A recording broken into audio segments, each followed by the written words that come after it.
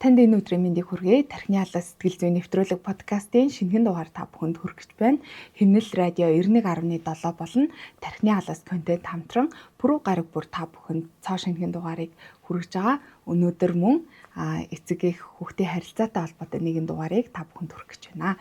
Сүүлийн үед манай подкаст нэвтрүүлэг маань эцэг эхчүүдэд, сургууль хүмүүжүүлэгчдэд нэлээд сонсууштай юм дугаарууд болж байгаа гэж бодож байна. Өнөөдрийн подкастаараа уламжлалт хүмүүжлийн арга барил болон орчин үеийн хүмүүжлийн арга барилуудыг хэрхэн хослуулан хэрэглэх, яагаад эдгээрийн хооронд ялгаа байдаг талаар ярилцах гэж байна. Сайн байна уу? Танд энэ өдрийн мэндийг хүргэе. Баярлалаа. Сайн байцгаана уу? Сонсогчдод энэ өдрийн мэндийг хүргэе. За хоёлаа өнөөдөр таныг энэ нэвтрүүлэгтээ бас урьсны нэг зорилго нь таны хийдэг судалгааны ажлууд, хийж байгаа үйл ажиллагаануудтай холбогдуулж нэлээдгүй судалж агаад бас урьсан байгаа. Тэгэхээр та юун төрөнд ярилцлага эхлэхээс өмнө өөрийгөө бас танилцуулах. За намайг Шин Долгор гэдэг сэтгэл зүйч мэрэгчлээ. Одоогоор нийгэм сэтгэл судлалын дээд сургуульд багшаар ажилладаг. Мөн хүүхдийн сэтгэл судлалын яг чиглэлээр бас хичээлээ заагаад гүнзгийрүүлэн судлаад энэ тал дээр бас мэрэгшиж яваа ийм сэтгэл зүйч байна. Тэгээ мэрэгчлэр бол ерөнхийдөө 14 жил ажилласан байна. Тэгэхээр бид бүхний сүүлийн үед бэлтгэж байгаа дугаарууд маань болохоор хүүхдийг хэрхэн бие дааж хөгжүүлэх үү, хүүхдтэй харилцахдаа юунд анхаарах уу гэх мэтчлэн зүйлсийг нэлээх ярьсан. Харин өнөөдөр болохоор эцэг эхчүүдийн нэлээх асуулт болоод идэг. За орчин үеийн хүмүүжлийн аргууд гэл энэ улсын арга, тэр улсын арга гэл номууд ч их байдаг болж бас уламжлалт манай Монгол хүмүүжлийн аргууд гэж байгаа эдгээрийн ялгаа онцлогуудын талаар ярмаар байна. За тэгээд хамгийн ихний нэг асуулт байгаамаа. Үүнийг бол баг хүн болгон сонсч ийсэн байх гэж бодож байна. Тэр асуулт нь юу юм бэ гэхээр аав ээж нар маань хэлдэг штеп би ингэж өсөөд нэг буруутсан зүйл алга гэж их ярьдаг. Тэгэхээр энэ хандлага маань орчин үеийн энэ хүүхдүүдийг хүмүүжүүлэхэд тэр зөв зүйл юм бэ? Эсвэл буруу зүйл юм уу? Буруу бол яагаад юу нь буруу юм бэ гэдэг талаар ярилцаад эхлэе. Тэгэл байх. Яг монголчуудын уламжлалт хүмүүжлийн арга бол өөрөө маш их тийм гүн баялаг сэтгэлгээтэй, ер нь их тийм гайхамшигтай хүмүүжлийн арга барилтай. Тэгээ нийгмийнхаа хөгжлөөс шалтгаалаад нийгмийн онцлог бүр тийм хүмүүжлийн бас нэг өөр юм өрнөц зүйлүүд байна л да. Тэгэхээр магадгүй бид нар ихэнх хүмүүсийн ярьдгаар бол би зодуулж өслөө, мууцсан юм алга, би ингэж л өссөн, хөдөлмөрлж өслөө, сайхан амьдарч гин гэж ерөөхдөө нэг зөвтгөх хандлага байдаг. Тэгэхээр аль ч хүмүүжлийн арга барил нийгмийн онцлогоос шалтгаалаад давуу талч байна, сул талч байна. Тэгэхээр магадгүй хамгийн нийтлэг ярьдаг жишээн дээр нь авч үзвэл би зодуулж гин хүүхдүүдийг зодох хэрэгтэй. Энэ одооны хүүхдүүд өстой хүүхдээ ирэх яриад энэ ч гэдэг юм иймэрхүү асуудал байдаг тий. Тэгэхээр магадгүй бидний энэ юу гэдгийг шийтгэж яагаад зоодох ч юм уу гар хүрэх ч юм уу энэ байна. Энэ хүүхдүүдийг илүү бие даах чадвартай болгодог, илүү сэтгэлийн хаттай болгодог гэж байгаа ч гэсэн яг би бол сэтгэл судлалын шинжилгээ ухааны талаас бол хүүхдэд гар хүрэх нь ингэж зодуулж өссөн хүүхэд бол өөрөө маш сэтгэл зүйн юм магадгүй энэ давтамжтай явагдсан бол сэтгэл зүйн гэмтэл травма үүссэн байхыг ч үүсэхгүй магадгүй энэ зоригийн чанарт нь нөлөөлсөн байхыг таашгүй. Тэгэхээр тухайн хүмүүс маань тэгж ярьж байгаа ч гэсэн өөртөө ямар сөрөг нөлөө үзүүлснээ өөрснөө мэдэхгүй байгаад л учир байгаа байхгүй юу. Магадгүй энийгээ би сайхан байна гэж байгаа ч гэсэн энэ нь өөрөө ухамсаргүйн төвшөнд хүүхдээ хүмүүжлэхэд илэрдэг ч юм уу ямар нэгэн байдлаар асуудал шийдэхэд илүү зориггүй ханддаг ч юм уу намайг юугаа бодчихвол би буруу зүйл хийвэл багтаа шийтгүүлж байсан учраас намайг шийтгэх болов гэсэн ийм айдас төгшүүрийн өөрийгөө тэрийгэ мэдэхгүй л дээ хамгийн гол нь тэгээ яг амьдрал дээрээ ямар нэгэн шийдвэр гаргахад нь тодорхой хэмжээнд нөлөөлөд яваад идэг. Тэгэхээр яг би ингэж өссөн буруутсан юм алга энэ нь зөв, энэ нь буруу гэж юусэн шүүх зүйл бол байхгүй. Нэг талаасаа авч сайн эерэг ийм дадал болгосон зүйлүүд ч байгаа. Магадгүй хөдөлмөрөөр хүмүүжижсэн тэр нь би даахад амьдралын төлөө зүтгэлтэй байх ч гэдэг юм давуу талууд байна.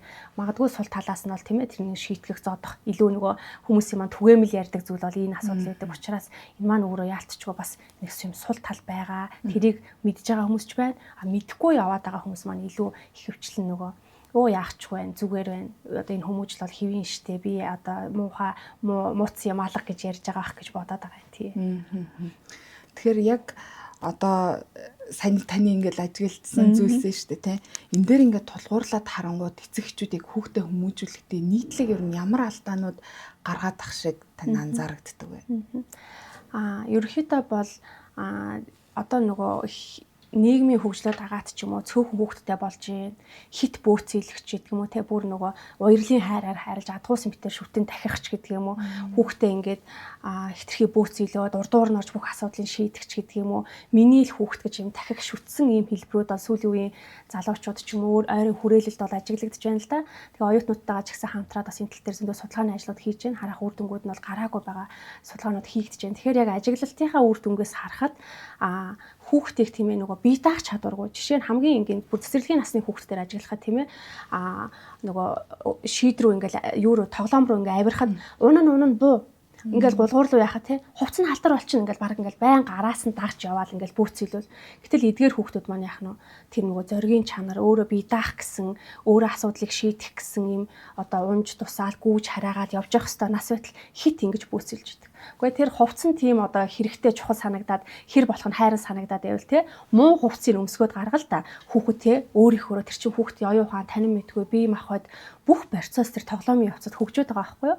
Давхар тэр дээшээ авирж яхтал ихэнх эцэг эхчүүд ингээл хүүхдэд цэцэрлэгээс авч явах тий буу унаа хөө яачлаа бойл болохгүй л гэдэг. Гэтэл ээжүүд аваад маань аюулгүй байдлыг хангаад хажууд нь очиж зогсоод дэмжиж тэр авирах гад байгаагийн тий авирч чадлаа штэ миний хүү гэ баяр хүргээ чи мундаг байна гэд тэр хүүхд чинь цаана тэр зоригийн чанар бие даах чадвар тэр одоо төсвөр хатуужлын юм энгийн зүйлүүдээс эхлээд хөгжүүлж байгаа юм л да. Тэгэл зөвхөн тэр тоглож явах явцад тий найзтайгаа яаж харьцаж байна. За магадгүй тий одоо тоглоомоо булаацалтаад бусад хүүхдүүдийг гулгуулахгүйгээ байна уу ч гэдэг юм уу. Гих мэтчлийн ерөнхийдөө маш одоо бөөцөлсөн бие даах тийм чадвар суулгахгүй урдуур нь орж байна. За хоёрдугаар сургуульд ороод ирэхэд бас нөгөө хүүхдүүдтэй хит их одоо нөгөө юу гэмд одоо анхаарал их тавьж байна. Зарим нь бүр нөгөө хичээл сургуульттай холбоотойгоор тий байнга ингээл тагаал бие даах чадвар бол сайн хөгжүүлчихгүй байх гэж хараад байгаа. Нөгөө талаасаа яг энэ хичээл сургалтын үйл ажиллагаа бол хүүхдийн маш чухал процесс учраас ихэнх ажиглагдж байгаа. Нөгөө даалгавар хийхтэй холбоотойгоор маш их стресс дарамт айдсыг хүүхдэд үүсгэж байдаг. Даалгаврын ачаал маш их. Өөрөө тэр одоо аз жаргалтайгаар сурах боломжийг бас олохгүй байгаа юм зүйл байгаа. Тэгэхээр нөгөө хүүхдийнх нь хичээл сургалттай холбоотойгоор айгүй их тийм стресстэй төгшөөртэй одоо суралцахыг өөрөө тийм гоё аз жаргалтай процесс болохгүй. Тэгэхээр яг энэ насны онцлог нь өөрөө яг гоё өөрийн үнэлгээнд төлөвшөж яадаг, хөдөлмөрт дурлж яадаг юм чухал нас. Гэтэл маш их дарамт өгдөг. Хитрхи олон секс дугууланд явуулаад, хитрхи их даалгавраар шахаал ингээд хүүхдүүдийг бас юм одоо юу гэх юм бэ хит их ачаалалд оруулаад сэтгцийн бас яа тийм хаагаад ядраагаад гих мэтчлийн ийм зүйлүүд ажиглагдаж байна. Тэгээд бас өсвөр нас болоод ирэхээр хүүхдээ ойлгохгүй байна. Хүүхдтэйг ойлголцохгүй байна. Хүүхэд болохгүй байна. Хүүхдэл болохгүй байна. Өөрийгөө аваачиж үзүүлэл бараг зүгээр болох ч гэдэг юм уу. Тэгэхээр яг өөрөө эцэг эхчүүд маань эцэг их байхад бас суралцах шаардлага харагдаад байгаа. Тэгээд өсвөр насныхаа хүүхдийн онцлогийг мэдээч тий. Онцлогийг мэдэж аваад би ингэж харьцах хэрэгтэй байна. Эн чинь миний хүүхдийн онцлог юм шүү дээ. Яагаад ингэж найзуудтайгаа илүү их цагийг өнгөрөөхийг хүсээд байгаа юм бэ? Яагаад надтай харилцах юм багасаад байгаа юм бэ гэдэг чинь насны онцлог юм байна. Магадгүй би ингээд хүүхдтэйгээ өсвөр насны хүүхдтэйгээ найз нөхөр мэт харьцаад үеийнх юм шиг хань мэт зөвлөө те ингээ явах юм бол ойлголцох юм байна. Хүлээн зөвшөөрөх юм байна. Гэтэл өнөө хүүхдийнхаа нөгөө насны онцлогийг мэдхгүйгээс одоо магадгүй ээж аав нь ойлгохгүйгээс болоод хайрлахгүйгээс хүлээн зөвшөөрөхгүйгээс болоод өсвөр насны хүүхдүүд маань зайгаа бараал буруу зам руу орох ч юм уу зан үйл юм доголдол гаргаж эхлэдэг байна л да. Тэгэхээр нийтлэг ажиглагдж байгаа зүйлүүд бол хүүхдийнхаа насны онцлогийг мэдэх, нэг бол хит одоо хатгууслын шинжээр хайрлаад байна. Нэг бол хит их ачаалал өгөөд хитрхи нөгөө хүүхдүүдийг ядраах ч гэдэг юм уу. Хүүхэд биш болгоод байна. Хүүхэд насыг тоглож гоё баяр хөөртэй аз жаргалтайгаар өнгөрөх биш тийм ээ. Ерөөдөө эдгээр зүйлүүд л яг ийм насны онцлогтойгоор ажиглагдаж байна. Тэгэхээр би ингээд сүүлийн үед хийж байгаа подкастууд маань яг энэ чиглэлд байгаа болохоор ч тэрөө тэгэл маш цодолж байгаа юмнуудыг ингээд харахаар эцэгчүүд маань нэг талаараа ингэдэг юм шиг байна. Одоо ингээд миний хүүхд болохоор би хүүхдээ сайн мэднэ гэд тэр одоо юмдаа жоохон барддаг ч гэх юм уу те. Тэгчэнгүүтээ ингээд нэмэлт одоо шинээр юмд одоо суралцах гэтэр гэдгийг жоохон өөрсөдөө бас ингээ хаалт болгочдөг юм шиг санагдаад байгаа байхгүй. Гэтэл эцэг их байх одоо боловсрал эцэг их байхын тулд өөрөө суралцсан гэдэг чинь бүр ингээд бүр тусдаа маш ингээ том зүйл байгаа байхгүй. Өдөр бүр л баг тэрэнд ингээ суралцж явах хэрэгтэй юм тусдаа зүйл байгаа байхгүй. Гэтэл бас энэндээ эцэг эхчүүд маань төдийл нэг цаг гаргаж заах мэдээж амьдралын янз бүрийн нөхцөл байдал те ажил гээл тэр олон зүйлсийг ойлгож ийн л. Гэтэ энэндээ бас нэг цаг зарцуулдаг юм шиг ингээ санагдаад байна л да. Гэтэл ингээл хүүхдийн насны онцлог гэж сэтгэл зүйч алган л хэлээд байгаа байхгүй. Бараг тэрийг ингээ хүмүүс өнөө сонссон баг. Гэхдээ л эцэг эхчүүд маань хүүхдийн насныхаа онцлогт нь тохируулж харилцаж чадахгүй байгаа болохоор мэрэгчлэнүүд ингээл зөвлөд байгаад байгаа ах л гэж бодоод байна л да. Тэгэхээр саяны бас нэг хэсгээс дараагийн нэг асуулт ургаж гарч ирж байна. Би ингээд юмнууд одоо хайгаа явж байхад нэг ийм үг байна л да. Бид нар бас сонсч ийсэн.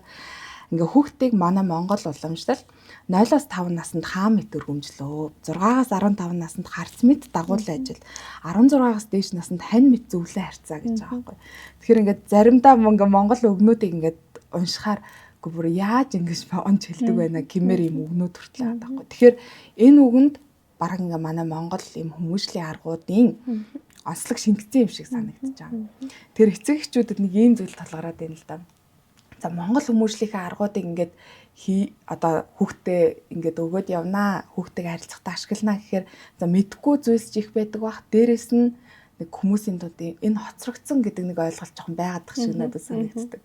За тэгэнгүүт сүүлийн үед ингээд номын дэлгүүрүүдээр ч тэр одоо үзэж байгаа нэвтрүүлэг юм дээр ч тэр ингээд харангууд одоо Франц хүүхдээ хүмүүжүүлэх аргууд те Германууд хүүхдээ ингэж хүмүүжүүлдэг, Хятад хүүхдээ ингэж хүмүүжүүлдэг гэл тэгээ тэрийг нь сонсохоор нэрэн л бас хэрэгжүүлмээр ингэ санагдаж байгаа юм. Тэгэхээр энэ дунд ер нь эцэгчүүд яг яах ёстой? Алийг нь зөв гэж одоо ашиглах хэрэгтэй, энэ сонгох хэрэгтэй. Зөв. Тэгэхээр эцэг эхчүүд бол одоо хүүхдийн биш хүүхэд бол эцэг эхийн толин тусгал тийм ээ. Тэгэхээр эцэг эхэд байхад суралцна гэдэг маань эцэг эх маань өөрөө тэр хүнээр хүн хийж байгаа маш чухал хөдөлмөр, маш чухал процесс явагдаж байгаа учраас бид нар нэгсэндээ эцэг эхээсээ сурсан өөрийнхөө туршлагаараа ч юм уу аль эсвэл нэг хальт уншиж сонссон зүйлээрээ ингээл хүүхдийнхаа хүмүүжлийг ингээд шийдээд байгаа гэсэн үг л дээ. Тэгэхээр яалтчгүй мэдээж авах зүйлүүд байгаа тийм ээ. Гэтэл нэмж бид нэр өөрснийгөө илүү боловсруулад одоо саяны хэлсэнчлэн 0-5 наснд тийм ээ хаа мэт өргөмжөл гэж байна. Энийний цаана ямар санаа байна вэ гэхээр яг энэ одоо өрөнд орны энэ шинжлэх ухаанууд бол яг нэг уулзвар дээр оршиж байгаа утга санаа нь. Тэгэхээр монголчууд ч гэсэн хэдийгээр ингээл сэтгэл судлал сүүлийн үед хөгжсөн ч гэсэн энэ сургаал үгээрээ, энэ зүүр үгээрээ, энэ үлгэр домгоороо өөрөө хүүхдийн хүмүүжлийн, хүүхдэд нөлөөлөх юм гайхалтай юм ухаануудыг өглүүлж идэг, зааж сургаж идэг. Тэгэхээр 0-5 наснд хаа мэт өргөмжлөө гэдэг маань одоо магадгүй энэ одоо бидний судлаад байгаа сонгодог онолууд дээр тийм ээ хүүхдийн хөгжлийн суур хундаа 0-5 наснд 80% тавигдана. Ухамсаргүйд бүх мэдээлэл одоо ингэж хадгалагдана. Ирээдүйн бүтээнэ ч гэдэг юм. Бүр Японы эрдэмтэн тийм Масаро Эмото 0-3 нас юм биш шүү. Эрт үеийн хөгжил чухал байна гэл эрдэмтэд үзээд байна. Гэтэл манай Монголын зүгээр нэг юм зүүр үг сургаал үг энэ чигтэйхэн сүржигнэл одоо он сургаал гэж яриад байгаа боловч нэг зүүр үгэнд ингээ багтцсан байдаг тий. Гэтэл энэний цаана бид нар энийг ухаж ойлгож амьдралдаа хэрэгжүүлэх нь чухал байгаа байхгүй юу. Тэгэхээр хүүхдийн хүмүүжил өөрөө тархины хөгжил талаасаа ч тэр суур хундаам 0-5 наснд тавигдана гэж үзээд байна. Энийг манай монголчууд хаа мэт өргөмжил гэдэг. Тэгэхээр энийг юу гэж үзэх вэ гэхээр хүүхдэд тийм ээ хайр халамж хэрэгтэй хамгийн чухал үе. Эцэг их хүүхдтэйгээ энийг шил тогтоох, эцэг ихтэй итгэх, өөртөө итгэх, хорвоо дэлхийд итгэх тийм ээ ийм одоо тайван амгалан одоо хайрлагдсан одоо хайрлуулах юм хэрэгцээ өндөртөө яг ийм чухал нас юм биш үү. 0-5 наснд л бид нэр хүүхдийг хаа мэт хайрлж, хажууд нь хамт байж, тэрвэрч, инкрилж, хамт ярилцаж, сонсож, илүү их цагийг өнгөрөөх ёстой гэдэг. Илүү их цагийг хүүхд өнгөрөө цаг гаргана. Гэтэл хүүхэд одоо магадгүй сургуульд орсноор бид нар цаг гарах нь багасаад эхэлж шээ. Хань мэт дагуул гинэ дараа нь тий. Энд чинь өөрөө нөгөө хүүхэд хөдөлмөрт оролж эхэлж байдаг. Хичээл сургалтын үйл ажиллагаа хийж эхэлж байдаг. Тий. Инхээр нөгөө хүүхдэд яах нь бид нар одоо хөдөлмөрт дурлуулах буюу энгийн хөдөлмөрийн дадлуудыг эзэмшүүл. ээжээ би аяагуугаа ээжээ би хогч хүрдэг гэл хүүхдүүд өөрөө ирэхгүй. Гэр орны ажилд оролцоод эхэлдэг. Гэтэл өө чи халтар угаачлаа. Өө чиний хин гэж юу ядг ингээл урдуур норч хийгээл идэг хийс юм голоод идэг. Энэ маань нөгөө жинхэнэ бие дааж хөдөлмөрлөх одоо хичээл сургалтын үйл ажиллагаа хийх ийм онцлог насан дээр нь бид нар залхуу хүн болгоо орхиж байгаа гэсэн үг байхгүй юу? Яг л дагуулаад байгалийн сайхныг ярилцаал ажил хөдөлмөрийг тий хамтаа мод тарих ч юм уу хамтаа хоолоо хийх ч юм уу хоолоо хийхдээ нарийн нандин зүйлээ ярилцдаг ч юм уу яг ийм нас. За тэгсэн нөгөө 15-аас дээш вэ 16-аас дээш тий хань мэт дагуулаа гэл яг энэ үед чинь нөгөө өсвөр насны онцлогуд эхэлж байна. Одоо том хүн болоход бэлтгэгдэж байна. Энэ үед нь яах нь яг л ингээд найз нөхөр мэт одоо хамтдаа цагийг өнгөрөөж тийм ээ зөвлөж ярилцаж ингэ шийдэх ёстой гэдэг. Тэг гэх мэтчлээ одоо энэ Монголын энэ уламжлал бол өөрөө маш арвин баялаг. Одоо магадгүй энгийн жишээ авах те нэг үлгэр, нэг туйлс, нэг домог ч юм уу зүүрөөр ингээл хүүхдтэй ингээл ярьж өгдөг байлаа. тэрийг хүүхдүүд ингээд нөгөө мэдээлэл аяга бага байсан учраас маш удаан хугацаанд бодно, бие биедээ ярина. Тэгээ тэрний утга санааг бүр ингээ үйлдэлдээ шингээгээ те ахыгаа ингэж хүндлэх хэвээр байна. Ээжийнхээ үгэнд ингэж орох хэвээр байна ч гэдэг юм уу. Ингээд нөгөө хүмүүжлийнхаа зүйлийг үлгэр домгоос нь ингэж авч байна. Гэтэл одоо нөгөө мэдээлэл маш их болцсон учраас ерөөсөө юун үлгэр домог битэл те нөгөө өнгө алгасан тийм хурц тод мэдрэмжтэй юм техник технологийн нөлөөгөөр ерөөсөө хүмүүжлийн ач холбогдолгүй маш их юм контентууд үздэгч гэдэг юм уу. Энэ нь өөрөө эргээд нөгөө хүүхдийнхаа хөгжил зан үйлд ийм сөрөг нөлөө үзүүлээ, донтолтыг үүсгээд гэр бүлд амьд харилцаа байхгүй болж байна. Хүүхэд гэлтгүү те эцэг их нь хүртэл өөрөө цахим хэрэглээ маш өндөртэй хүүхдэд цаг гаргахаа мэдгээ байцсан. Энэ нь өөрөө нөгөө нийгмийн хөгжил эргээд хүүхдийнхаа хүмүүжилд шууд болон там байдлаар ингээд сөрөг нөлөө үзүүлээд байгаа юм л да. Гэтэл яг Монгол уламжлалт талаасаа зүгээр шагаагаар тоглоно гэж жишээ авъя л да тий. Гэр бүлээрээ тойрч суугаад найзуудаараа ч юм уу хүүхдүүд ингээд тойрч суугаад шагаа тоглож ийн гэж бодъё. Гэтэл энэ Монгол тоглоом наадгаа хүртэл хүүхдэд гайхалтай хүмүүжүүлж байна. Энэ шагаа тоглоход тий ямар дүрм журм үрддэг вүлээ? Хөндөхгүй, цангахгүй гэж бид нэр тий дүрм журмаа мөрдөж байна. Тэгэхэд тэрний цаана хүүхэд энэ дүрм журмыг мөрдөх хэвээр. Би энэ хүүхдийн дараа би энэ шагааг шийдэх хэвээр. Бусдыг хүлээж, хүндлэх, ойлголцох, нөгөө нийгэмшүүлэх чадвар. Дор хаяал тэр шагаач өөрөө тий хүүхдийн гаранд одоо нөгөө жижиг булчин хөгжүүлэх. За цаашлаа тэр тос нь өөрөө ялгарч явах хэвээр кальц ч гэдэг юм ингээд бүр ингээд эрүүл мэнд, танин мэдхгүй борцоос харилцаа, нийгэмшүүлгээд жижигхэн нэг тоглоом гэхтэл юм. Бүр ингээд урагшлаад ингээд ярихад тий хугацааны хувьд монголчууд ч өөрөө нөгөө амьд тоглоомор тоглолдог гэсэн. Хураг гიშгтэйгээ байгальтайгаа ойр тий. Гэтэл одоо дандаа юм хатуу техник эд биеттэй харьцаад энэ маань ч гэсэн яах нөгөө хүүхдийн бусдыг хайрлах одоо нэг харигас хэрцгий болоод байна гэдэг чи өөрөө хүүхэд эд зүйлийг хайрлах, хүнийг хайрлах ийм ухааныг манай монголчууд ч өөрөө амьдралын хэв маяг нь ингээд олгоод одоо тийм суур хүмүүжлийг ерөөсөө амьдрал цаанаас нь амьдралын хэв маяг нь ингэж олгоод идэг онцлогтой байсан байна шүү дээ тий. Тэгэхээр уламжлалыг ерөөсөө орхиж болохгүй. Одоо зүүр үгээрээ тий. Одоо ялангуяа би ингээл хүүхдүүдийнхаа номны агуулгыг ингээ өөрчилж эхэлж байгаа. Эхэндээ ингээл оюун ухаан танин мэдгийг хөгжүүлэх байснаа одоо сургуульд ороод ирсэн чинь сая номын баяраар ингээ зөндөө гоё Монгол ёс хүмүүжлийн номууд авлаа. Энэ Монгол уламжлалаа одоо заахгүй бол хичээллийг яг орж байгаа дээр интеграцчлаа тий. Хичээл дээр хүүхдүүд ертөнцийн 3 үзэж байна, Магдалины үг, зүүр үгүүдээ үзэж байна. Яг энийг ингээ сонирхоод хичээлд судалж байгаа үед нь хичээл гэдэг утгаар нь биш. Энийг гоё ингээд амьдралтай нь холбож яриад тий. Тэрийг уншуулад, дурлуулад Монгол уламжлал чи ийм юм байна гэдэг давхар эн чинь нөгөө өв соёлоо үлдээж байна. Хоёрдугаарт хүүхдээ тэр аргаараа хүмүүжүүлж байна. Тэгэл хүүхдээ орхиж явахдаа ээжийн эзгүүд эгч ээж миний охтууд эгчийнхээ үгэнд орно шүү гэж хэлэхэд тэр Монгол хүмүүжлийн ухаан байна шүү дээ тий. Ингээл гих мэтчлэн амьдрал дээрээ хичээлтэй өдөр тутмын нөгөө уншиж судалж байгаа ном зохиол бүтээлтэй ингээ холбоод өгөхөд эн чинь өөрөө Монгол уламжлалаа өвлүүлнэ, хүүхдээ хүмүүжүүлнэ, хүүхдээ хөгжүүлж байгаа ач гэдэг юм уу. Ийм гоё Монгол уламжлал ч юм бол одоо их ашигладаг одоо Монгол уламжлалаа их ярьдаг учраас юм гоё таатай байна л та тий. Тэгэхээр одоо нөгөө ингээ сая таныг ингээл ярингууд би хүртэл ингээл уул ингээ дандаа сонсч ирсэн зүйлүүд байгаа даахгүй. Гэтэл ингээд нөгөө хүн хажуудаа байгаа юмныхаа үн цэнийг ойлгодгоо гэдэг шиг сая ингээ ярингуудаа нэрэн тийштэй өнөр ийм гоё зүйлс биднэрт ингээ бэлэн байгаа штэ гэдэг ингээ бодогдож байгаа байхгүй. Тэгэхээр ийм хүүхдээ хүмүүжүүлэхдээ ер нь ямар аргыг баримтлах хэрэгтэй одоо мэдээж л хүүхдээ зөв сайхан хүмүүжүүлээ л гэж аав ээж нар бодож байгаа штэ. Тэгэхээр энэ асуудал зөвхөн манай одоо алийг нь сонгох гэдэг юм энэ монголчууд л байгаад байна уу? Эсвэл бүхэл улс орны аав ээж нар тэ хүүхдийнхээ төлөө үнийг бас хайж ирсээр уламжлал юу алийг нь наслах хэрэгтэй ингээл ийм асуулт ер нь тулгарч явдаг юм болоо. Ер нь алийг нь яг тохиромжтой зөв арга гэж өнөөцөхд бас үзэх нь зөв юм бэ. Яг миний байр суурь яг энэ зөв юм аа гэж нэг арга гараад ирчвэл хүн болгон тэрий чинь хэрэглээл одоо хүүхдийн хүмүүжлэл сайхан болчин тийм үү. Тэгэхээр яг тогтсон юм шилдэг одоо шалгарсан арга гэж бол ерөөхдөө байхгүй. Бүгд даваа болон сул талтай байж болно. Бүгд өөр өөрийнхөө онцлог болон одоо уламжлалынхаа хүүхдийнхаа онцлог тохироод өөрийн гэсэн гоё арга барилыг гаргаж ирэх хэрэгтэй юм шиг санагддаг. Одоо монголчуудын хувьд бол монгол уламжлалаа орчин үеийн юм шинжлэх ухаантай хослуулж явах юм бол их сонирхолтой. Харамсалтай сүүлийн үед яг таны хэлдгээр ингээд орчуулгын номнууд маш их байна л да. Тэ хүүхдээ ингэж хүмүүжүүл хүмүүжүүлгээд гэтэл монгол уламжлал чи өөрөө маш гайхалтай зүйл байна. Тэрийг одоо миний онцлог одоо судалгааны чиглэл бол сүүлийн үеийн сэтгэл судлалын шинжлэх ухааны онол сургаалтай холбоод монгол уламжлалтай ингэж судлаад одоо хүүхдийн сэтгэл зүйн ертөнц гэсэн нэг ном гаргаад яг тэр номон дээрээ тэр онол сургаалыг сэтгэл судлалын шинжилгээ ухааныг Монгол уламжлалтай холбоод дундаас нь практик аргачлал гаргаад ирсэн гэсэн. Тэгээд хүүхдэд тоглохдоо яг ингэж тоглол. Уламжлалаа орчин үетэйгээ онолтойгоо хослуулад. Хүүхдтэйгээ ямар нэг юм хийхдээ ингэж хамт хийч гэдэг юм уу. Ингээд эн чинь өөрөө тэр одоо гэр бүлийн тэр улс үндэстэн болгоны өөр гэсэн нэг онцлогуд байна. Хүний бас хөгжлийн онцлогоос шалтгаалж байна тийм ээ. Яг энэ гэр одоо миний одоо төвшөнд бол яг ийм аргачлал тохирж байна. Би хүүхдтэй илүү агсан төвшөнд ажилламаар байна. Миний цаг зав бага. Би хүүхдтэйгээ одоо өвөө эмэд нь харуулдаг учраас ийм аргачлал зүгээр ч гэдэг юм уу. Ингээд хүн хүний сонголтууд өөр. Хүн одоо ямар аргачлалыг сонгомоор нь тэрийгээ сонгох нь зөв л дөө.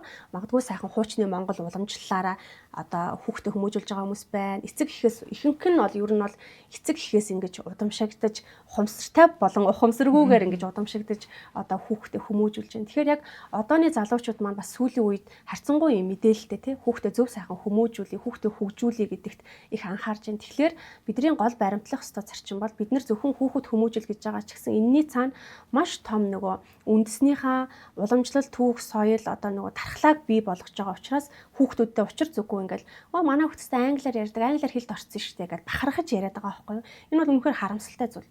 Өнөөдөр та хүүхдээ ингэж ярьж явал хүүхдээ та цаг гаргахгүй байна л гэсэн. Хүүхэд үзэж харж байгаа юм л сурдаг. Хүүхэд чи их зурагт үзэж байна, их утас үзэж байна, их англид бичлэг контентууд үзэж байна. Тэрийг сурахгүй яах юм бэ те? Тийм учраас тэр бахархаад ах нэг зүйл биш ээ. Энийг магадгүй ингээд чиглэлтэйгээр ингээд сайхан сургаж, хүмүүжүүлж тэр англи хэлийг хөгжүүлж болно. Давхар бид нар монгол хэлээ давхар үндэсний уламжлал, давхар одоо яах нь хүүхдэд зэрэгцүүлж хөгжүүлэх хэрэгтэй. Хүүхдийн онцлог бол өөрөө маш их боломжтой, бүр хэдэн хэлж сурах нөөц боломжтой. Ганц англи хэлээр тогтохгүй. Тэгэхээр өстө багаас нь англи хэл сургалаа. Эн чинь буруу гэж ярьдаг нь бас буруу. Хүүхдэд маш их нөөц байгаа. Англи хэл сургалаагийн монгол хэл орхигдно гэсэн юм байхгүй. Орхичод байгаа нь л буруу байхгүй эцэг эхчүүд юу? Хүүхд нэг монголчгүй, англичгүй баг ярьчих чадахгүй юм хүмүүс болоод байгаа. Тэгэхээр энэний цаана нөгөө хүүхдэд цаг гаргахгүй байна л гэсэн. Тэгэхээр хүүхдэд цаг гаргаач гэж хүн болгоо яадаг. Тэгэхээр би бас яг юм тодорхой аргачлал зааж өгье гэж бодож байна л да хэлж өгөө те. Илүү нөгөө хүүхдийн нас бага байх тусмаа өдөр болгон тогтмол цаг гаргах хэрэгтэй. Доотлон 30 минут. Тэгэхээр тогтмол цаг чанартай цаг гаргана гэдэг маань утас үзэхгүй, компьютер үзэхгүй те яг бүр ингэж амьд харилцаа бий болгосон. Хамтдаа тоглож болж байна. Хамтдаа ном уншиж болж байна. Хамтдаа агаарт байгаль дэлхийдээ тоглож болж байна. Ямар нэгэн зүйлийг л хамтдаа хийх. Хамтын ийм одоо гэр бүлийн амьд харилцаатай цаг тий. За тэгвэл нас нь ингээд дээшлээд ирэхээр өсвөр нас болоод ирэхээр тий хүүхдэд тэгж их өдөр болгон цаг гаргах шаардлагагүй. Ягаад гэвэл өсвөр насны хүүхдүүд чинь өөрөө үе тэнгийнхэнтэйгээ л илүү их цагийг өнгөрөөхийг хүснэ. Эцэг эхчүүдэд баг наашраа хөөе хамт тоглоё, хөөе салхинд гарах гүгүү гээл тий. Тэгэхээр 7 хоногт нэг удаа өсвөр насны хүүхдтэйгээ хамтдаа болцдог ч юм уу. Ижилхэн гоё хобби сонирхолтой болоо тий. Хамтдаа спортоор хичээлдэг ч юм уу. Ингээд тэр үедээ яг тэр хүүхдийн сэтгэл зүйд болоод байгаа нарийн нандин зүйлээ ярилцдаг, хамтдаа цаг гаргаад ойлголцчихдаг. Гэнт л ухаарсан юм шиг хөөе наашир чи яаж ийж ингээл дуудаад байдаг тий. Гэтэл ерөөсөө ийм чанартай цаг гэдэг нь чухал, цаг гаргахаас илүү. Тэгээ бага насны хүүхдүүд ч юм уу ерөөхдөө л хүүхдэд цаг гаргахтаа тий илүү нөгөө сэтгэл зүйд нь юу болоод байгааг мэдрэхийн тулд хамтдаа ингээ тий сайхан ярилцдаг, мэдрэмжүүдээ хуваалцдаг, хамтдаа ингээл янз бүрийн гоё юм зүйлүүдийг одоо хоолоо хийсэн ч тэр хамтдаа хийнгээ. Машинаа ингээл зүгээр машин угаалганд өгчих биш тий. Хамтдаа машинаа угаангаа эр хүний нарийн нандин зүйлээ ярилцдаг. Энд чинь өөрөө хүүхдтэй хөдөлмөрлөхийг зааж байгаа, хүүхдтэй цаг гаргаж байгаа, хүүхдтэйгээ ярилцах боломж байхгүй юу? Гэх мэтчлэн ер нь эцэгчүүд маань өөр өөрийн гэсэн гоё арга барилыг бий болгоод хүүхдтэй цаг гаргаад хүмүүжүүлэх юм бол ер нь буруу зөв гэсэн зүйл бол байхгүй. Бүгд өөрийн гэсэн даваа болон сул талтай хүүхдэд нь тохирохгүй гэж байгаад байгаа юм л да. Тий.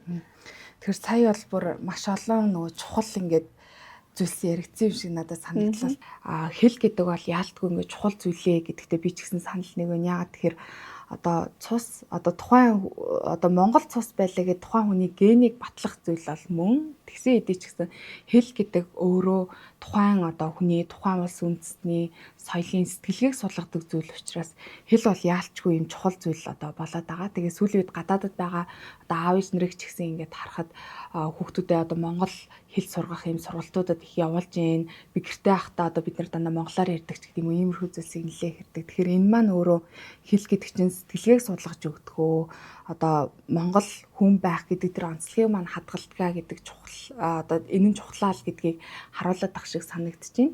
Мөн бас үүнтэй холбоод нэг асуух зүйл нь сүүлийн үед хүмүүс одоо орчин үеийн хүүхдүүд гэж ярих болжээ. Тэгэхээр орчин үеийн хүүхдүүд, шинэ үеийн хүүхдүүд гэд ингэж одоо тодорхойлж байгаа маань хөгжил дэвшилт бас хувь нэмэр оруулж байгаа чухал зүйлс байгаа байх.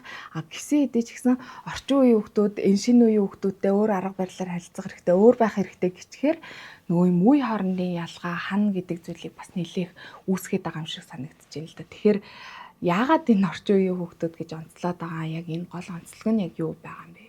За би саяны таны ярьсан зүйл дээр яг ингэж мартахгүйгээр ингэж ярих гад нэг хідэн зүйл бодчихлаа. Тэгэхээр хоёулаа эхлээд нөгөө хилний тухай ярьсан, дараа нь яаж ярилцах тухай ярьсан, дараа нь орчин үеийн хүүхдүүдийн тухай ярьсан. Тэгэхээр хилэн дээр зүгээр нэг энгийн жишээл хэлье гэж бодсон юм. Ингээ англи хэл чинь нөгөө юу гэхийг та чи гэсэн ижил утгаар хэрэгжилж штэ. Тэгэхэд энэний цаана өөрөө хилчин өөрөө хэл сэтгэхүй хоёроос салшгүй холбоотой гэж манай сэтгэл судлалын шинжилгээнд үзэж байна тий. Тэгэнгүүт тэр хүнийг чи гэж дуудсан, та гэж дуудсан англи хэл чи ялгаагүй нэг утга санаа илэрхийлээд байна тий. Тэгэхээр тэр чинь өөрөө яг тэр улсын үндэстний харилцааны болон сэтгэлгээний асуудал ахна шүү дээ. Ингээд чөлөөтэй хамаагүй харьцдаг тийм үү. Тэгэхээр монгол хэл чи өөрөө хүндэтгэлийн дунд одоо доогуур гэсэн юм гурван төвшин тий. Одоо толгойг л гэхэд тий. Одоо за нүдийг нь тий мэлми нүүдч гэдэг юм уу ингээд монгол хэлчүүр юм ариун баялаг утга агуулгатай хүндэтгэлийн одоо ийм гайхалтай утга учраас монгол хэлний цаана тэр хүүхдийн сэтгэхүй сэтгэлгээнээс соёл ингээд төлөвшөж суугаад байгаа байхгүй юу. Тэгэхээр л нөгөө хэлнийхээ утгыг ойлгоно гэдэг чи өөрөө тэр хүний бүр язгуур ийм сэтгэл зүйн асуудлын суур төлөвшөлтөөр холбоотой болж эхлэв. А дараагийн нэг ярилцсан зүйл маань болохоор хүүхдүүдтэйгээ бид нар одоо яг яаж ярилцах хэрэгтэй юм бэ гэж байгаа. Тэгэхээр энэ яг ярилцах явцад л өөрөө хүүхдийн үгийн баялагийг үгийн санг нэмэгдүүлэх боломжтой байдаг. Тэгэхээр яг жишээ нь тийм ээ одоо ингээ Монгол гэрт амьдарч байгаа нь одоо магадгүй ингээд Монгол гэрээсээ л эхэлнэ. Энэ хаана энэ одоо тоон хүүхдэд өнгөс сурж ах тий. Энэ ингээд ханыг энэ ингээд тооныг өргөж байгааг нь одоо багна. Энэ ингээ өргөө зогсдог учраас ингээ багныг наалж зогсохгүй гэж одоо үздгийг. Багныг налаа л байвал ингээд баган шиг ингээд хүнд ачаа үүрнэ гэж цээрэлдэг ч гэдэг юм уу тий. Гэх мэтчлэн хүний өвгийг сонсох тэр босгон дээр давхгүй байх ч гэдэг юм уу. Магадгүй нөгөө унтсан ороо заавал хурааж ээж явдаг гэдэг чинь зүгээр ороо хураахгүй байнгут ажил бүтгэ болох тухай биш л дээ. Энийний цаана имэх цэгцтэй байх. Өөрийнхөө зассан орыг өөрөө хураах ч гэдэг юм уу. Ингээд минь Монголын одоо энэ уламжлалт зүрийн гайхалтай. Тэгээд хүүхдтэй бид нар те энийг тоон гэдгийг шүү миний хүү энийг багна гэдгийг ингээл зүгээр л нэг сайхан те энэ аар бол энийг ингээ аарцаар хийж яах гэхэд үгийн баялаг нэмэгдээд те Монгол хэлээ сураад давхар одоо жишээ нь хазаар чөгт одоо чөдөр ногт гэд үгээч мэдэхгүй хазаар юугээч мэдэхгүй хүүхдүүд өсөд байгаа байхгүй юу. Гэтэл энийг бид нар зүгээр юм хөөрхөн картууд ашиглаад боддоор очиод үзэх боломжгүй байвал те боддоор амьдарч байгаа ч гэсэн хүүхдээ ингээ хэлж ярьж өгч зааж танин мэдгүй оюун ухааныг хөгжүүлэх хэрэгтэй. За тэгээд ингээд ярилцах, харилцах явцад монгол хэлээ сурж байна. Хоёрдугаар хүүхдийн оюун ухаан танин мэдгүй одоо хөгжиж байна. Гуравдугаар тэрийг зааж яана гэдэг чинь бид нэр хүүхдтэй цаг гаргаад байгаа гэсэн үг байхгүй юу? Хүүхдийн оюун ухаан танин мэдгүй хөгжүүлээд байгаа. За хамгийн энгийн жишээгээр авах тийм хүүхдэд цэцэрлэгээс нь дагуулад явж явах заавал байгаль уламжлал гээл бас туйшраад авахгүйгээр тийм тэр одоо ингээ гой хаврын уйлрал болж байна миний хөө. Мод ингээд гой навчилж гин, ногоорж гин, гадаад улаарж гин. Ингээл хүүхдтэйгээ уцаа ингээл хүүхдээ хөтөлчөөл уцаа авахаа ч юм уцаар яриад ингээ явах биш. Яг тэр цэцэрлэгээс нь авах, сургуулаас нь авах үе чи өөрөө гайхалтай цаг хугацаа. Өнөөдөр цэцэрлэг дээр чи ямар байсан? Ямар мэдрэмжтэй байсан? Юу таалагдсан? Юу таалагдахгүй байсан? Тэгэхээр яг хүүхэд тэр нөгөө гэртээ очихоор сарнаад ингээд алга болчихно ярихгүй. Яг тэр хичээл сургуулаас аваад хөтлөөд явж явах хугацаанд нарийн нандин зүйлээ ярилцсан. Тэр байгаль цаг агаараа тэр хүүхдэд өнөөдөр юу таалагдсан, юу таалагдахгүй байсан. Тэр хүүхэд те өө манай багш намайг тэгээд магтсан чи надаастай гоё байсан. Өө гадаа ингээ мод ногоорцсон байж те. Одоо би бол бүр цэцэрлэгийнхаа хүүхдийг авах те. Өдөр болгон бүр би тэр туршилт хийж байгаа юм их тэр явдаг замаараа те. За мод ургаж гин. Хөөе өнөөдөр том болцсон байна. Хөөе хоёлаа үнэрлэе гэх тэр хүүхэд байгалыг хайрлах, байгалыг мэдрэх, одоо орших те. Тэр гоё зүйлийг ингээ багаасаа ингээ хүүхдэд бид нар ярилцах явцдаа одоо суулгаж хүмүүжүүлж өгч байгаа гэсэн үг л дээ. А тэгээд энэ одооны хүүхэд гээ одоо сэдвэрүүг орох тийм энэ одооны хүүхдийг хэн бүтээж байгаа гэхээр бид нар л бүтээж байгаа. Нэг л одооны хүүхдүүд болохоо байцсан одооны нийгэм гэдэг энэ одооны нийгмийг чинь бид нар л бүтээж байгаа.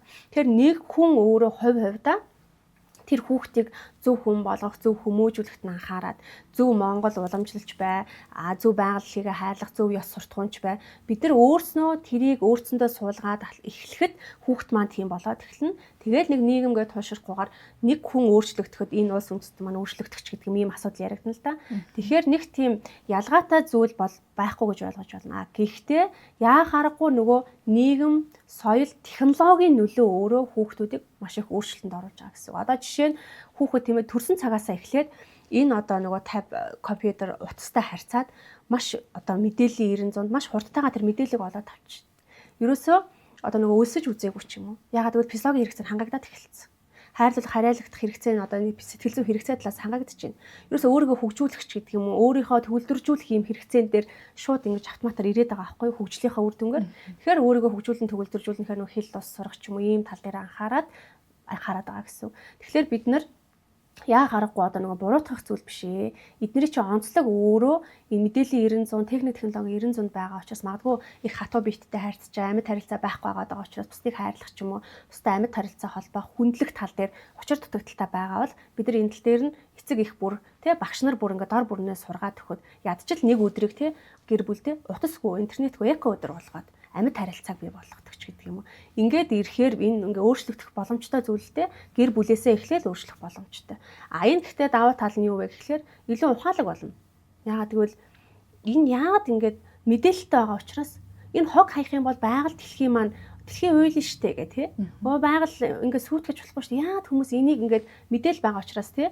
Яагаад ингэж байгаа юм болоо гэд баг бидний тарьсан хогийг одоо сүүлийн үеийн хүүхдүүд баг ингээд түүж аавна. Яагаад хүмүүс бусдыгаа хөндлөхгүй байгаа юм болоо ч гэдэг юм уу. Тэгэхээр бид нар юмыг ингээд гоо гэгээлгээс нь хараад илүү бид нар өөрснөө энэ нийгмийг бүтээж байгаа, энэ хүүхдийг хүмүүжүүлж байгаа учраас илүү зөв тал руу ингээд чиглүүлж өгөх юм бол илүү гайхалтай угаасаа л сайжирч байгаа. Бидний хүүхдүүд биднээс илүү сайжирч явж байгаа. Тийм давуу талтай ч бай, сул талтай ч байгаа гэж авахгүйхийн ухаанаар л ойлгох хэрэгтэй гэж бодож байна л да тийм. Тэр нөгөө эцэг эхчүүд маань энэ хүүхд яагаад ингэж байна гэд нэг баг гайхаад байх зүйлгүй тийм. Яг л нөгөө өөрийнхөө бидний л бүтээл болж таарад байгаа. Тэр яг хүмүүжлийн арга гэд ингээ ярингууд ер нь л ингээл маш олон асуултууд бас гарч ирж байна. Нэр яагаад ингэдэм бол тэгдэм бол гэд. Зарим тохиолдолд ингээ насан туршсан томчуудтай ингээ ярилцж хахад би багада аав ээжээсээ гэр бүлийнхнээсээ ийм үгийг сонсч ирсэн. Тэр нь надад одоо хэрнээ ингээ мартагддаггүй. Надад заримдаа энэ нь одоо бусд хүмүүстэй ингээл харилцаж яхад яг аав тэг загинж байгаа юм шиг санагдаг. Ээж тэг загинж исэн юм шиг санагдуулж байна гэх мэтчлэн одоо ярьж байгааг нэг сонсож байна. Тэгэхээр одоо гадаа гудамжинд хүртэл бид нар ингээл явж байхдаа одоо бага насны хүүхдүүд, өсвөр насны хүүхдүүд нэгнтэйгээ ярилцахдаа маш муухай үгийг хоорондоо хэлээл нэгээ дуудаалч юм ингээл ярилцж штэ тий. Тэгэхээр бид нар ер нь томчуудын зүгээс хүүхдүүдтэйгээ харилцахдаа магадгүй зэмлэл шүмжлэлийг хэлэх хэрэгтэй, загнах хэрэгтэй ч юм уу тийм үедээ яаж харилцах нь илүү тохиромжтой байд юм бэ? Ямар одоо үг хэлэхээр харилцах юм бол хүүхдүүд нэгэндээ ч тийм муухай үгийг хэлэхгүйгээр бас дараа нөгөө хүүхд маань том хүн болсныхоо дараа сэтгэлдээ ямар нэгэн шарахгүйгээр цаашдынхаа ингээд амьдралыг үргэлжлүүлж чадна гэж одоо ойлгож болох бай. Яг үнэ. Тэгэхээр одоо нөгөө биднээс шалтгааллахгүйгээр дам байдлаар хүүхдийн маань хүмүүжилт бидний сэтгэл зүйд нөлөөлөх зүйл байгаад байна. Энэ өөрөө яа харахгүй хүүхдийн хүмүүжилт амжиргааны түвшин гэдэг зүйл нөлөөлөд байна, нийгмийн хүчин зүйлүүд нөлөөлөд байна тийм.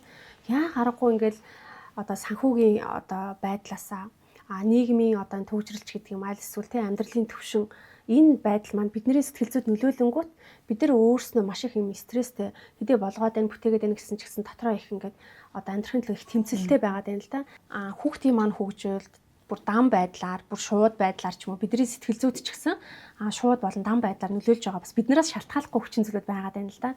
Тэр нь бол нэгсэндээ одоо нийгмийн нөхцөл, амжиргааны төвшин, санхүүгийн байдал ч гэдэг юм уу тий. Эдгээр маань яа харахгүй ингээд бид нар болоод байна, бүтээд байна гэж зүтгээд байгаа мэт боловч цаана тий энэ одоо нийгмийн асуудал маань өөрөө бидний сэтгэл зүйд маш ихээр нөлөөлөөд магадгүй тэр стресстэй, бухимдалтай тэрийг одоо ингээд дараал идэг те мэдрэмжүүдээ болох гол зүтгэх гээл. Гэтэл энэ маань нөгөө хүүхдэд уураа гаргах ч гэдэг юм уу гэр бүлдээ ингээд муухай үг хэлж орилж хаашаа гаргах ч гэдэг юм таагүй уур амьсгалыг биднээс шалтгааллахгүй нөхцөл байдалтайгаар бас үүсгэх боломжтой байгаа.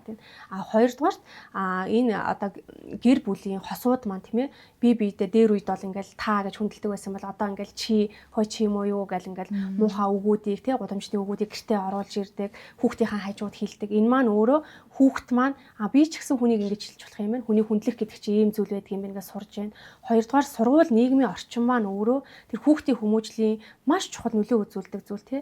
Гэтэл өөрөө сургалтын чанар яаж байна? Боловсролын салбарт яаж анхаарч байгааг хадуураад ярих юм бол тий. Энэ маань өөрөө маш олон хүчин зүйл нөлөөлөд хүүхдийн маань төлөвшөл зөвхөн гэр бүл гэлтгүү одоо маш олон зүйл нөлөөлж байна л да. Тий. Тэгээд энэ хүүхдүүдийн бие авч яваа соёл тэр үзэж харж байгаа зүйл ямар ч хяналт байхгүй бие биедээ тий одоо бүр дээрлэхэлт ч юм уу янз бүрийн муухай үгээр хэлж जैन зүгээр л гой бүсгүй одоо гой охин явж яснаа л амнаасаа ингээл муухай үгүүдийг урсгаал бусдад таалагдахын тулд өөрөө ирэхгүй хэлж जैन зарим нь бүр ингээд үнэхээр тийм дорой буураа болж байна. Тэгэхээр энэ өөрөө яг одоо багш нар маань бас энэ дээр анхаарч өгөх хэрэгтэй. Хүүхдүүдийнхээ бие авч явж байгаа байдал амнаас хэлж байгаа үгийг гэртээ хэлдэггүй ч гэсэн нөө найзуудынхаа дунд оронгууд нэг тийм одоо нэг тийм баг соёл бий болгоцсон хоорондоо тий. Тэр энд зайлшгүй анхаарах хэрэгтэй. Тэгэхээр энэний үндэс суурийг жоохон сэтгэл зүйн талаас нь ярих юм бол үг гэдэг чинь өөрөө маш их хүчтэй зүйл юм аа. Энэ амнаас гарч байгаа үг чинь өөрөө маш хүчтэй эрчим, долгион, энерги. Тэгэхээр бид нар те амнаасаа те нэг муухай үг гаргаал, муухайг дуудаал, муухай зүйлийг яах нь монголчууд ч өөрөө амны бэлгээс хашдын бэлэг гэж ярьдаг. Гэтэл ингээл ерөөсө хараал өрөөлийг ингээл энгийн мэтээр урсгах чи өөрөө бидний амьдралын маань чанарт ингээ эргээд нөлөөлдөг юм аа. Тийм учраас бид нар хүүхдүүддээ те муухай үгийг хэлж болохгүй байх. Багш өөрөө ангидаа хараалын муухай үг хэлэхгүй байх юм аян өрнүүлэх ч юм уу. Зөв хүүхэд бай, зөв үгийг амнаасаа гаргадаг гэд ингээд багаас нь эхлээд гэлтгүүгээр ер нь ингээл бүхэл төвшөнд ийм нэг жоохон аян маягийн ийм хөдөлгөөн ийм зүйлийг өрнүүлэхэд бүгд муухай үг хэлсэн хүн нь маш муу хүн мэтээр ингээ хараад ирэхэд тэр хүн ч гэсэн яах нь үгээ хэлэхээ болох. Одоо баг хэвийн зүйл мэтээр ингээд амнаасаа ингээ муухай үгийг урсгаж гудамжинд явж байгаа. Тий. Тэргээрээ бүр ингээд нэг тийм одоо харьяалагдаал тий тэргээрээ нэг тийм гой сайхан байна гэж бодож байна. Гэтэл үг өөрөө маш хүчтэй. Тэгэл монголчуудын энэ амнаас гарч байгаа үг маань өөрөө дорой буураа ийм болох тусам сэтгэлгээний хувьд улам дорой буураа болоод эхэлж байгааг харуулж байгаа шүү дээ. Бүр цаашлаад бүр жоохон гүнзгийрүүлээд ярих тий. Бидний хүүхдтэй хэлж байгаа үг маань өө чи тэнэг чи өстэй юм штэ гал хүүхдтэй хүртэл ингээл гомдоох муухай зэвслийн муухай үгүүдийг хэлэхэд тэр хүүхдийн ухамсар буюу тий үл ухамсарлахуд тэр бүх хэлсэн үг бичигдэн тэр хүүхэд том болоод санахгүй байгаа ч гэсэн эргээ тэр хүүхэд тий би нэг зүйлийг хийхээр за би нэг чадахгүй гэдэг нөгөө ээж аавыг хэлжсэн багшийг хэлжсэн үгүүд нэг өсөндөө яах нь ухамсаргууд ингээ хадгалагдчихад намайг тэнэг гэсэн штэ өө би нэр чадахгүй штэ өө би дуулж чадахгүй штэ би ингэхгүй штэ гэд ямар үг чин өөр юм хүчтэй учраас хүүхдэд багаас нь эхлээд ямар үг хэлжсэн миний сайн хүү миний одоо чи олстай дэлхийн эрдэмтэн болно чи их сайн хүн болно гэд сайн сайхныг өрөөж хэлжсэн үгүүд өөрөө хүүхдийн ингээд үл ухамсарлахад бичигдсэн насанд хүрсэн байна би их сайн хүн болноо би их сайхан эрдэмтэн болноо ч гэдэг юм уу энэ өөрөө хүүхдийн ирээдүйд хүртэл нөлөөлж идэг учраас эцэг эхчүүд маань тэр гэр бүлдээ хань ижилдээ хэлж байгаа үг үр хүүхдтэй хэлж байгаа үгээ дандаа гоё нөө бэлгшээлтэй те одоо яах нь болохгүй бүтэхгүй байсан ч болохгүй бүтэхгүйгээ дуудах штэ болондоо одоо юм дуусчих те нөгөө монголчууд чинь те дүүрчиж гэж хэлдэгтэй яг адилхан тийм гоё авгийн баялгаа эерэг сайхан байлгаасаа хүүхдтэй хүртэл тийм ээ бид нар зөв талаас нь хараад зөв сайхан үгийг хүүхдтэй ингэж гоё өрөөж хэлж байвал хүүхдийнхаа хүртэл хувь заяанд гоё эерэг нөлөө үзүүлж байгаа л гэж хэлмээр байна. Тийм. Тэгэл эцэг эхийн маань айл гэрийн үгийн одоо баялаг өөрөө эерэг болоод ирэхэд хүүхэд ч гэсэн яах нь сонсож байгаа амнаас одоо сонсож байгаа үглэл хүүхэд амнаасаа гаргана шүү дээ тий. Гэх мэтчлэн энэ гоё эрүүлжээд нийгэм маань бас харилцаа хандлага маань эрүүлжээд ирэх байх л да. Яг одоо нөгөө хүмүүстэй ингээд бас уулзаал ярьж хахад бүр ингээд заримдаа жоохон итгэхэд хэцүү ч хэмээр тийм л өгнүүдийг ингээд сонсон ингээд байдаг хүүхдийн байдаг. Тэгээ яг одоо сая яг таны хэлж байгаа шиг нөгөө гадаа одоо ажил дээр явж байгаа л эсвэл магадгүй гадаа гудамжинд хэнийгэнтэй маргалдаад тэр стрессээр орж ирэл гэртээ уул нь яг үндэ хүүхд буруутай биш өөрөөс нь хүч сул дээр байгаа учраас нөгөө хүүхд рүү хамаагүй уурал гаргаж чадах шиг байна л да. Тэгэнгүүт яг ер нь ингээд хүүхдэд шүүмжлэл зэмлэлийг магадгүй өгөх хэрэгтэй болвол бид нэр яг ямар одоо чинь дүрмигч гэдэг юм уу те юу ер нь ингээд яг анхаарах хэрэгтэй тийм ээ. Одоо сүүлийн үед тэгэл штэ та өөртөө ямар сэтгэл хөдлөл төрсөн тэрүүнийг л ингээд хэлчихээ хүүхд рүүгээ чи гэдээ дайраад авах хооронд надад тоглоомоо хураагаагүй байснаа ийм мэдрэмж төрлөө ийм санагдлаа. Маргааш ингэсэн байвал би айгүйх баярлнаа гэж хэлнэ гэдэг ч юм уу те. Ер нь бол тийм. Одоо бид нар чинь нөгөө нэг маш хялбар аргыг л ашиглаад байгаа гэсэн үг байхгүй юу? Маш уурлах нь биднээс нөгөө амархан байгаа байхгүй юу? Уурлаад стрессээ гаргаад загнаа зодчих нь амархан. Тэгсэн ирнэ дараа нь амар харамсдаг, амар буруу юм байна те тэрийг байдаг. Гэтэл тархи маань өөрөө нөгөө огцон муурч ингээ маш одоо хурдтайгаар бидний сэтгэл хөдлөлийг удирдаал биднэрээ захирагдахгүйгээр ингээ үйлдэлүүд хийгээд байгаа учраас эцэгчүүд маань өөрснөө сэтгэл хөдлөлөө захирах удирдах чадвар сурах нь шүү дээ. Магадгүй ингээл яг уурлах гал зодох гал загнах гал эхлэнгүүт огцон муурал 30 секунд л үргэлжилнэ. Тэр хооронд бид нэг гүнзгий амьсгаа аваад 1-100 хүртэл тоолдог ч юм уу тэр нөхцөл байдлыг орхиод өөр өрөөнд ороод тий одоо яадаг чи тэр нөхцөл байдлаас өөрийгөө хөндөрүүлэгч гэдэг юм уу маш олон юм жижигэн техникүүдээр бид нар огцон муураад арчих юм бол илүү нөгөө ухамсартай тарих маань ажиллаад яах нь ухамсартайгаар за миний хөө ингүүл ингэ шүү тэгвэл тэгээ шүүгээд илүү нөгөө учир шалтгааныг тайлбарлаж өгөх гэдэг арга барилаар бид нар ажиллах хэрэгтэй. За магадгүй одоо бихрэст онол талаасаа тий үнэхээр тэр хүүхэд хилээ тайлбарлаад байхад тийм ээ тэр тоглоомоо хураахгүй ч гэх юм уу тэр хийгээд хүсээд байгаа зан үйлийг гарахгүй байвал урамшуул болон шийтгэл бэхжилт гэсэн юм арга замуудыг ашиглаж болно л доо. Магадгүй шийтгэл гэхээр нөгөө зодох яах биш тий. За чи ээжийнхээ хэлсэн тохирсноор ингэ яагааг учраас чиний утсыг ингэж хураанаа. Чам шинэ тоглоом авч өгөхгүй бүх би бол одоо хүүхдүүд хийдэг тоглоомоо хураахгүй л тийм. За би бүх тоглоомыг ингээ хайрцаг тэгээд балкон дээр гаргачнаа. Зургатны удирдлагыг чи өгөхгүй. Одоо нэгсэндээ гэрээ ч юм уу тийм зөрчсөн тохиолдол ч гэдэг юм уу. Ингээд өөрийнх нь насны онцлог тохирсон ийм үр дүнгийн өөрөө хүүхэд ойлгохоор ийм шийтгэлийн ийм өвгөн ч юм уу шийтгэлүүд байж болно. Тэрнээс биш ингээ бие махбодын шийтгэл бол өөрөө тэр чигээр хүчрхийлэл тийм юм бол хязгаарч хүлэн зөвшөөрч болохгүй хийж болохгүй гэж хэлээ. Тийм. Тэгвэл одоо үүний яг эсрэгээр нь магтах дээр бид нэр яг юун дээр анхаарах хэрэгтэй. Одоо сүүлийн үеийн хүмүүсийн мэрэгчлэнүүдийн зөвлөж байгааг харангуут ингээ хүүхдийн үйлдэл дээр нь толгуурлаад магтаа. Хитрхи хийсвэргээр битгий магтаа гэж хэлдэг шүү дээ. Тийм. Одоо саяны ярьсан кейс дээр ярихад тийм ээ. Хүүхд тоглоомоо хураацсан байла. Өө яасан мундаг юм бэ гэж хэлэх биш. Миний хүүхд тоглоомоо ямар сайхан эмэг цэгцтэй хураагаа вэ? Өстой сайн байна гэд нөгөө үгчин өөрөө маш хүчтэй ахна шүү дээ. Эмэг цэгцтэй ээж намайг сайн байна гэж чинь би эмэг цэгцтэй зам чанартай болох юм ч гэдэг юм уу. Миний хүү энэ өнгө будгийг алаглуулад ямар гоё зураа вэ? Их сайхан бүтээл болжээ гэд магтаалч өөрөө нөгөө хийсэн үйлдэлийн хийсэн зүйлийн тодорхойлж хэлж өгч магтах юм бол ерөнхий тодорхой магтаал бол. Тэгээ магтаалч өөрөө хүүхдэд урам гэдэг мэдрэмж төрүүлдэг байхгүй юу? Магтах нь буруу зөв гэж ярьдаг. Магтах бол зөв. Магтуулагч өөрөө хүний сэтгэл зүйн хэрэгцээ хүний одоо нөгөө нэр хүндтэй байх хэрэгцээг хангаж өгч штэ. Гэтэл тэр хүүхэд магтаал сонсснороо энийг илүү урам гэсэн мэдрэмж төрөөд энийг илүү сайжруулах юмсан. Дахиад энэ мэдрэмжийг авахын тулд дахиад илүү сайжруулж хийдэг. Дахиад магтуулахын тулд дахиад сайхан зүйлүүдийг хийж эхэлдэг. Нөгөө эмх цэгцтэй сайн зан чанараа дахиад үйлдэж эхэлдэг. Ээж тэрийг олж харахгүй бол хүүхэд гомддог тий. Ээж би ингээ гой зурчаад хахад та харалтаа гэл тий. Гэтэл яах нь өстэй гайхалтай гоё зурж гээл зургийг хандаа өлөгдөг ч юм уу тоглоомоо хураасан ингээ хүүхдийг ажиглаагүй байхад тий аавд нь өнөөдөр миний хүүстэй тоглоомоо хураагаад би ямар их баярлаа гэхээр хүүхдийг ингээд яах нь чимээгөө сонсгоол юм магтаалын хөөрхөн жижиг техникүүдийг аргуудыг ашиглахад маш гоё хүүхдийн хөгжилд эерэг нөлөө үзүүлнэ. Хүүхэд өөрийн үнэлгээ нь бас тий гоё эергээр зөвөөр бодтойгоор төлөвшөж өгнө. Тэгэхээр зөв магтаал гэдэг маань хийсэн зүйлийн хийсэн үйлдэлийн тодорхой нөгөө үр дүнгийн тайлбарлсан байдлаар магтах нь өөрөө хүүхдэд гайхалтай юм урам гэсэн мэдрэмжийг төрүүлдэг учраас зайлшгүй магтах хэрэгтэй гэж хэлэхээр тийм. Одоо хоёлаа өнөөдөр ингээд бас ярилцсан зүйлсээ нэлээ юм дүгнэх хэсэг рүүгээ бас одоо орох гэж байна. Тэгэхээр эцэг эхчүүд маань ер нь ингээд за хүүхэд нь мэдээж ингээл яг өөрөө бүэлэл онтоллал ингээл хэвээр бүх юмд нь гар биеэрээ ингээл оролцдог байж байгаа л аяндаа хүүхэд томорсоор одоо бүх зүйл нөгөө эцэгхээс хараад биш болно тийм. Тэнгүүт тэр үедээ за би үнэхээр хүүхдээ зөв аргаар сайн аргаар хүмүүжүүлжтэй гэд бахархан сууханд бас ингээд хүний амьдралдаа авах сайхан мэдрэмжүүдийн нэг байх гэж бодож байна.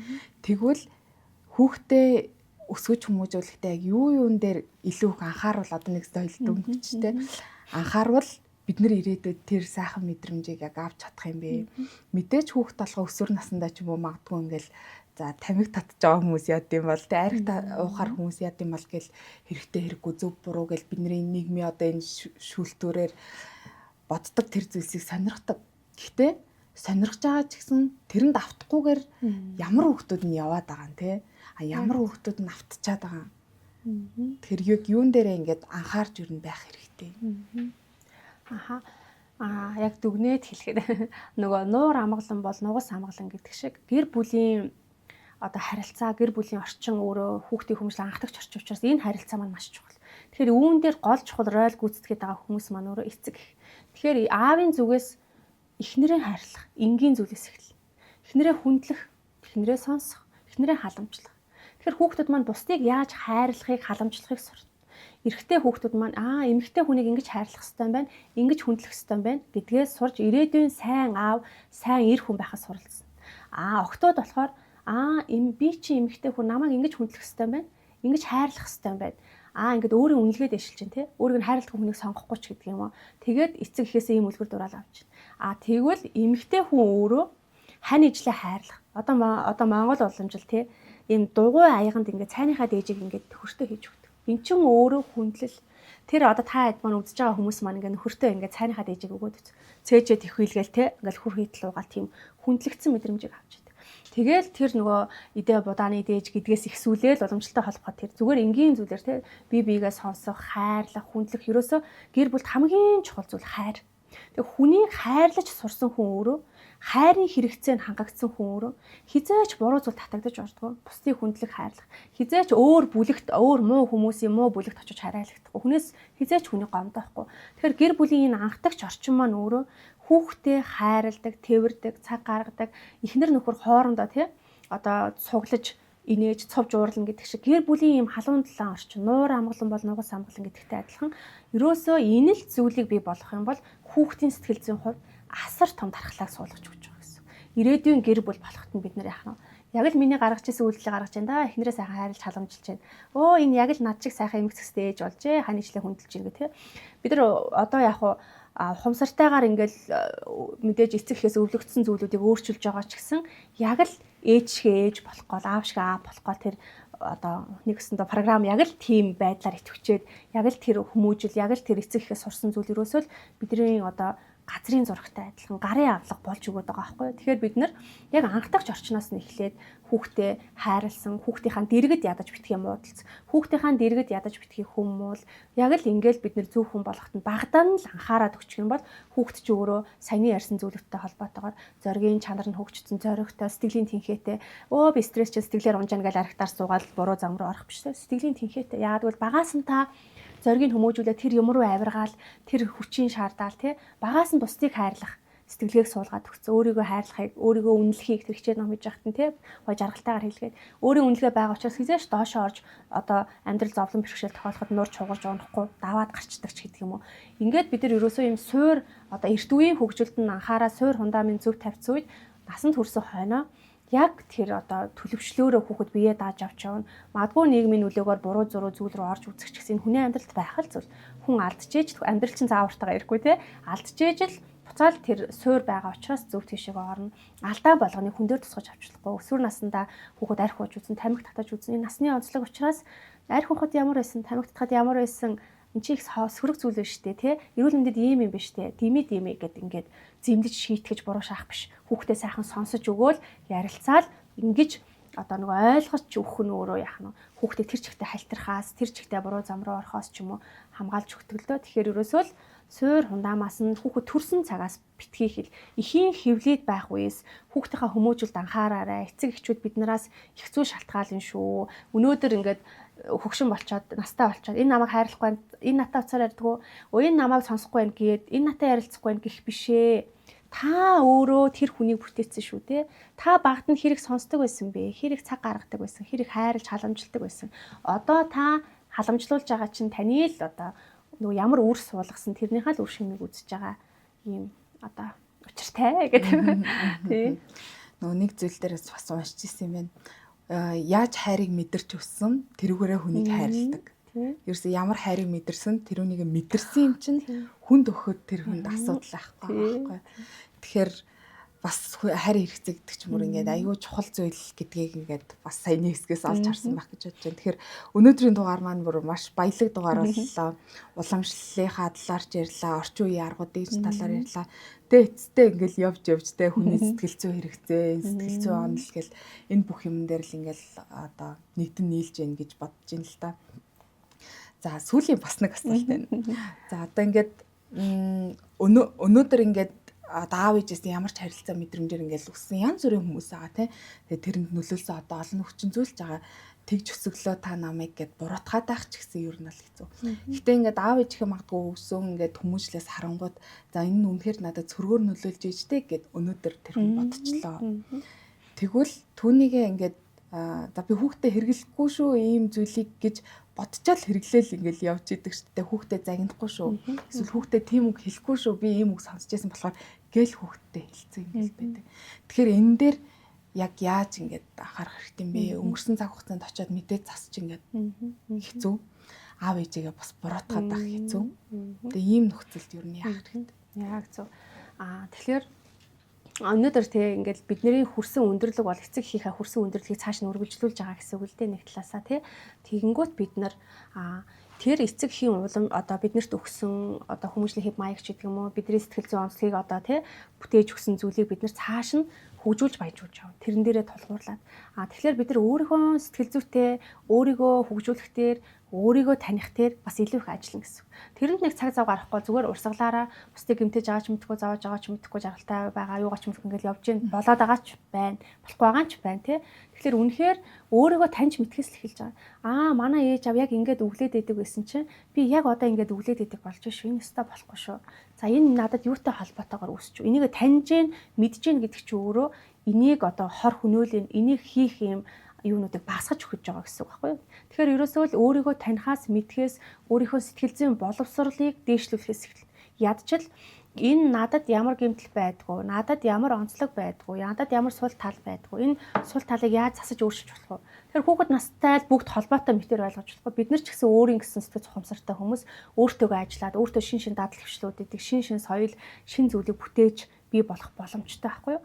Тэгэхээр энийг зүгээр гэр бүлийн жишээн дээр авсан ч гэсэн хоёр соёл нэгдээд нэг соёлыг бий болгож байна. Өнөөдөр хоёлаа хүүхдээ энэ хүмүүжлийн арга байдлаар хүмүүжүүлээ. Өнөөдөр хоёлаа чи ингээд загнаад идэх шүү. Чи ингээд идэх шүү. Хоёлаа нэг л арга байдлаар хүмүүжүүлж гэдэг юм. Ерөөсөө бидний өөрсний маань ийм одоо сэтгэл гаргасан, цаг зав гаргасан ийм сэтгэл зүйн боловсрол гэдэг зүйлээс шалтгаалаад өөрчлөн хувиргаж сайжруулах боломжтой. Бидэрт ямар ч гэмтэл ямар сэтгэл зүйн асуудал байсан энийг бүгднийг одоо илааршуулах боломжтой зүйл тийм ээ. Тэгэхээр бид нар өөрснөө хичээх юм бол бид нар өөрснөө энийгээ таниад энэ дээр цаг гаргах магадгүй мэржлийн сэтгэл зүйчдээр хандах ч юм уу тийм. Ингээд явах юм бол энэ ерөөсөө болохгүй бүтэхгүй зүйл байхгүй. Яаж бол яаж хувиргаж өөрчилж, яаж бол яаж сайжруулах боломжтой зүйл. Тэгэл эцсийн дүндээ хүн болго өөрөө өөрийгөө хичээдэг энэ дэлхийн маань илүү сайхан болох гэдэг шүү дээ. Та өнөөдрийн подкастэнд маань нэвтрүүлэгт маань урилгын маань хүлээж авч ирсэнд баярлалаа. Эцэг эхчүүдэд бас маш их хэрэгтэй олон зүйлсийг сонсч чадсан гэж бодож байна. Миний хувьд ч гэсэн маш олон шинэ зүйлсийг мэдж авлаа. Та таны цаашдын ажилд амжилт хүсье. За баярлалаа. Амжилт хүсье. За баярлалаа. Тархины халаас нэвтрүүлэг подкастын нэгэн дугаар энэ түрээд өндөрлж байна. Та бүхэн цаашид ямар сэдвээр сонсомоор байгаа, танд ямар сэтгэл зүйн боловсрол мэдлэг хэрэгтэй байгаа талаараа бидэнд санал хүсэлтээ илэрхийлэх боломжтой. Мөн дахин сануулхад бүрүү гараг бүр та бүхэнд манай нэвтрүүлэг подкастын цоо шинэхэн дугаар хүрж байгаа юм шүү. Дараагийн дугаараар дахин уулзтлаа. Түр баяртай. Сэтгэл зүйн олон төрлийн асуудлууд бидний амьдралд өдөр бүр тохиолддог. Хүүхдүүдээ хэн нэгэнтэй харьцуулаад байгаа маань өөрөө нөгөө амьдралын туршлага хуримтлагдах гэдэг зүйлийг хаагаад боогоод байгаа юм шиг санагдаж байна л та. Яг зөв. Харьцуулж байна гэдэг чинь ерөөсөө чи чадахгүй штэ л гэсэн мессежийг ерөөсөө өгöd байгаа байхгүй. Эцэг эхчүүд маань өөрийнхөө сэтгэл зүг одоо яаж дэмжих хэрэгтэй болоо. Тэгэхээр тухайн хүнээс төвчээр гэдэг зүйлийг нэлээдгүй шаардна. Сэтгэлийн тэнхээтэй хүн гэж яг хэн бэ гэдэг тэрийг тодруулах зүйлийг үзэгчтэй хуваалцвал Ямарваа асуудал тулгархад, ямарваа бэрхшээл тохиолдоход тэрийг хэрхэн даван туулж чадаж байна вэ гэдгээр тэр хүн хэр сэтгэлийн хаттай юм бэ? Сэтгэлийн хат өндөртэй хүн юм уу эсвэл сул байгаа мó гэдгийг нь бас мэдэх боломжтой. Аз жаргал гэж одоо яг юу юм бэ? Аз жаргалтай байна гэдгийг одоо юугаар тодорхойлж болох вэ? Бидний сэтгэл санаанд ямар нэгэн санаа зовнох зүйл байхгүй. За сэтгэл бүрэн дүүрэн байх, амьдрал маань дутагдах зүйл байхгүй, хүрэх гэсэн зорилгодоо хүрсэн байдал гэд яг аз жаргал мэдэрч байгаа тэр бүрэн дүүрэн байдлыг л аз жаргал гэж томьёолоод байна. Сэтгэл зүйн эрүүл мэндэд анхаарахад тань туслах зорилготой Тархины халаас подкаст нэвтрүүлгийг Пүрэв гаригийн 19 цагт Химнэл радио 91.7-оор хүлээн авч сонсоорой.